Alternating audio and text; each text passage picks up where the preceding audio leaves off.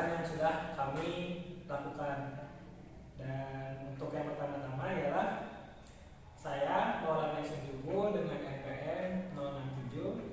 Saya Dani Wisata dengan NPM 039. Dan saya dari Apiara Kris Abdullah dengan NPM 073. Saya Surya Januar dengan NPM 055. Saya Rihalesti Muzakir dengan NPM 06. Oke, untuk perkenalannya cukup sampai sini saja. Selanjutnya kita masuk ke poin pertama. Nah, di poin pertama ini ialah praktikum apa saja yang sudah dilakukan dalam satu semester ini. Apa aja tuh, Kak? Yang pertama, kita melakukan percobaan pada generator. Yang kedua, kita juga melakukan percobaan pada transformator. Dan yang terakhir, kita juga melakukan percobaan pada motor. Nah, itu percobaan-percobaan yang sudah kami lakukan pada praktikum mesin-mesin elektrik ini. Dan kita masuk ke poin selanjutnya, yaitu apa aja sih pengalaman yang sudah kami dapatkan dari praktikum mesin-mesin elektrik yang sudah kita percobaannya. Dan mulai dari yang pertama. Yang pertama yang ada generator, di mana generator itu ada 4. Di sini saya akan sedikit menjelaskan generator 1 dan juga generator 2. Nah, yang pertama generator 1 terlebih dahulu. Generator 1 itu pada saat praktikum kita membahas tentang prinsip generator, di mana pada prinsip generator itu ada tujuannya. Nah, tujuannya itu membuat magnet medan dengan magnet permanen, yang mana kita di sini mencoba untuk memahami faktor-faktor yang terkait pada praktikum tersebut. Selain itu juga kita mengamati di mana mengamati gaya motor listrik AC yang dihasilkan oleh gerakan cepat kumparan medan magnet. Nah, jadi kurang lebih untuk generator 1 seperti itu tujuannya. Yang kedua itu ada generator 2, di mana generator 2 itu merupakan generator satu pasar dengan magnet permanen. Nah, tujuan dari praktikum yang kedua, generator 2 ini adalah untuk memahami struktur dari arus fase tunggal generator oleh magnet permanen dan juga untuk mengamati dorongan elektromagnetiknya. Elektromotif. Jadi selain itu juga pada tujuan generator kedua itu kita juga memahami hubungan antara kecepatan rotasi generator dan juga kecepatan dorongan elektromotif dengan praktek tangan. Nah, jadi kurang lebih untuk generator 1 dan generator 2 seperti itu. Dan ada generator 3 yang berjudul generator DC dari magnet permanen. Generator 3 ini bertujuan untuk memperhatikan bagaimana gaya AC elektromotif yang dihasilkan oleh adalah dibetulkan oleh komutator dan mencari tahu hubungan antara dorongan elektromotif dan polaritas melalui hubungan latihan tangan antara dorongan motivasi dan polaritas. Kemudian ada generator 4 yang berjudul belitan medan generator San DC, yang mana generator ini bertujuan untuk memahami komposisi sirkuit penciptaan lapangan generator yang menggunakan DC self-excited Sun generator bukan magnet permanen dan mencari tahu perubahan dan dampak yang disebabkan. Dan selanjutnya yaitu percobaan pada trafo atau transformator.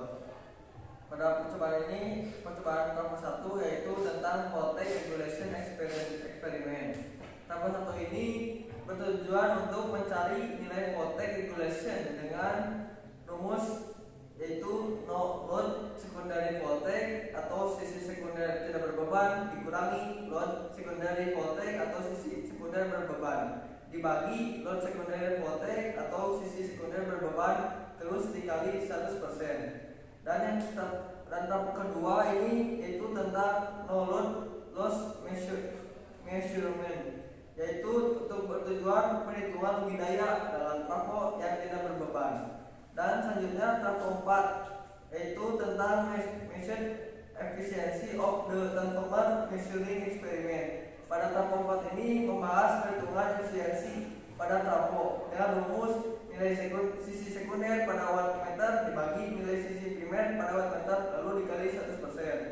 Kualitas sendiri merupakan alat pegangan yang diinduksi dalam dua balikan transformator, yaitu primer dan sekunder.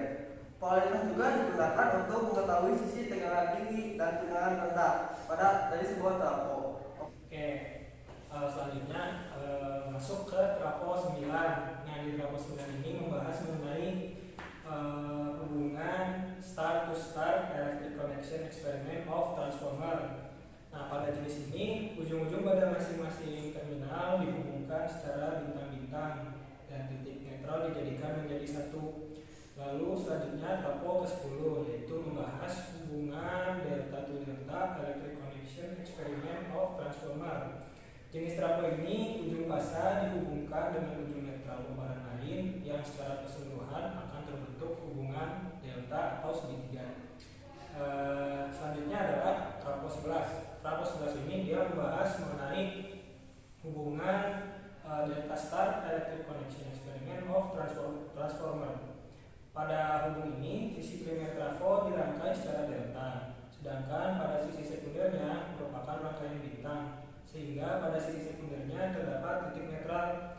Biasanya digunakan untuk menaikkan tegangan atau step up pada awal sistem transmisi tegangan tinggi. Dan yang terakhir yaitu trafo 12. Dia membahas mengenai hubungan star delta electric connection experiment of transformer. Pada hubung ini, kumparan pada sisi primer dirangkai secara bintang dan sisi sekundernya dirangkai delta. Umumnya digunakan pada trafo untuk jaringan transmisi di mana tegangan nantinya akan diturunkan atau step down. Seperti itu. Ya, oke. Untuk selanjutnya yakni percobaan tentang motor. Untuk sebelumnya motor itu merupakan sebuah alat penggerak untuk menggerakkan sesuatu. Untuk dalam percobaan ini ada 3 percobaan, yaitu percobaan yang pertama percobaan motor DC menggunakan magnet permanen. Untuk tujuannya dari percobaan ini memahami struktur daya DC saat ada medan magnet dan mempelajari cara menelusuri kembali armatur melalui pergantian listrik dengan sikat dan komutator. Untuk selanjutnya dari percobaan motor yaitu motor 2 dengan judulnya motor universal. Untuk motor universal ini yang dibahas dalam percobaannya yaitu memahami struktur motor universal dan mempelajari cara kerjanya. Motor universal pada dasarnya merupakan motor DC yang dimodifikasi sedemikian rupa sehingga dapat dijalankan dengan suplai tegangan AC. Dan untuk percobaan yang terakhir dari motor ini yaitu percobaan ketiga dengan judulnya spiral check induction motor ataupun motor induksi kanan tupai. Untuk motor induksi kanan tupai ini bisa dijelaskan bahwa memahami struktur dan prinsip di balik motorik induksi, sangkar dan mengendalikan arah rotasi.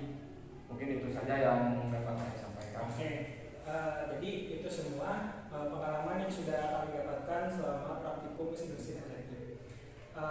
Adapun kesimpulan yang bisa kita ambil dari praktikum mesin elektrik yang sudah kita laksanakan yang akan disampaikan oleh Dandi.